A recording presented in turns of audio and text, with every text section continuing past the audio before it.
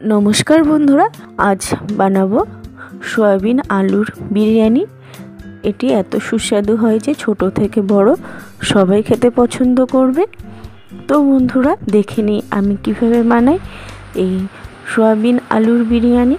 तो एर जोन्नो प्रथमे एकटा पात्र नियेछि, एई पात्रेर मध्य दिये दिलाम 150 থেকে 200 ग्राम ml मतो सर्षेर तेल। आपनारा एखाने सादा तेलও ব্যবহার করতে পারেন। আর দিয়ে দিলাম কেটে রাখা আলু। আমি ছোট সাইজের আলু মাঝখান থেকে কেটে করে নিয়েছি।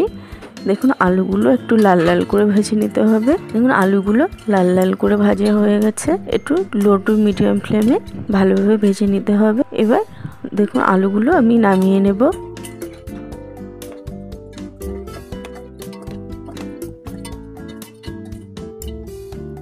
একই তেলের মধ্যে দিয়ে দিলাম জিরে ও গোটা গরম মশলা ফোড়ন। ফোড়নগুলো একটু হালকা নাড়াচাড়া করে নেব এবং এর থেকে দারুণ একটা গন্ধ বেরিয়েছে। এরপর দিয়ে দিলাম গ্রেট করে রাখা আদা কুচি।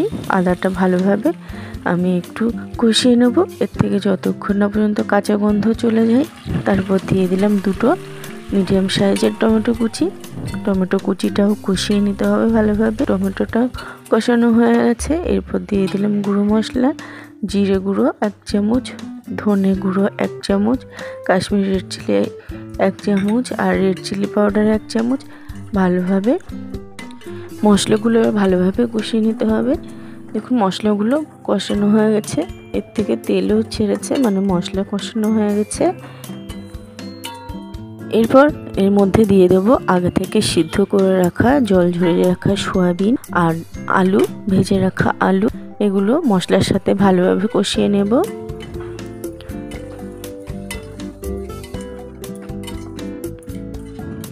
একটু কষানো হয়ে গেছে। এবার এটা ঢাকা দিয়ে লো টু মিডিয়াম ফ্লেমে 5 মিনিট মতো রান্না করে নেব। দেখুন 5 মিনিট পরে আলু আর সয়াবিনটা ভালোভাবেই মজে গেছে। এরপর এর মধ্যে আমি দিয়ে দেব কসুরি মেথি আর দিয়ে দিলাম 1 চামচ গরম মশলা। আপনারা এখানে বিরিয়ানি মশলাটাও ইউজ করতে পারেন। এবার ভালোভাবে আলুর সাথে কষিয়ে নিলাম। এবার এর মধ্যে আমি দিয়ে দেব ধুয়ে জল ঝরিয়ে রাখা বাসমতি চাল। আপনারা এটা ঘরের চাল রান্না করতে পারেন, টেস্টটাও খুব সুন্দর হয়। আমি 2 বাটি চাল নিয়েছি, 1 বাটি দিয়ে দিলাম আর দিয়ে দিলাম স্বাদ অনুযায়ী লবণ। এখানে আমি 1.5 চামচ মতন লবণ দিয়েছি আর দিয়ে দেব 1 চামচ হলুদ গুঁড়ো। এগুলো দিয়ে মশলার সাথে ভালোভাবে আর একটু মিশিয়ে নেব। দেখুন মিশানো হয়ে গেছে।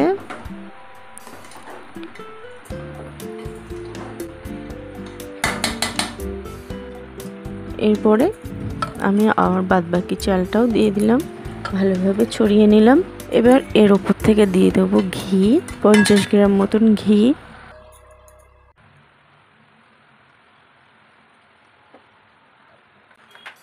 আর দিয়ে দিলাম জল। আমি 2 বাটি চাল নিয়েছিলাম, এখানে আমি মোট 4 বাটি জল ইউজ করছি। আপনারা যে পাত্র মেপে চাল নেবেন সেই পাত্রের ডবল জল দিয়ে দিতে হবে। তার থেকে বেশি হয়ে গেলে কিন্তু বিরিয়ানি ঝরঝরে হয় না। তো এবার ঢাকা দিয়ে আমি 10 মিনিট মতো রান্না করে নিলাম লো টু মিডিয়াম ফ্লেমে। 10 মিনিট পরে দেখুন বিরিয়ানি রেডি। দেখুন একদম ঝরঝরে হয়েছে। এই জলটা শুকিয়ে গেলে আরও ঝরঝরে হবে। একটু চারিদিক দিয়ে নাড়িয়ে দিলাম, দিয়ে ঢাকা দিয়ে আমি আরও 2 থেকে 3 মিনিট রেখে দিলেই বিরিয়ানি রেডি। তো বন্ধুরা রেসিপিটা আপনাদের কেমন লাগলো অবশ্যই কমেন্ট করে জানাবেন। ভালো লাগলে একটা লাইক দেবেন। আমার চ্যানেলে নতুন বন্ধু হয়ে থাকলে চ্যানেলটি সাবস্ক্রাইব করার জন্য অনুরোধ রইল। আজ এই পর্যন্তই, আবারও হাজির হব অন্য কোনো রেসিপির সাথে। সবাই ভালো থাকবেন, সুস্থ থাকবেন।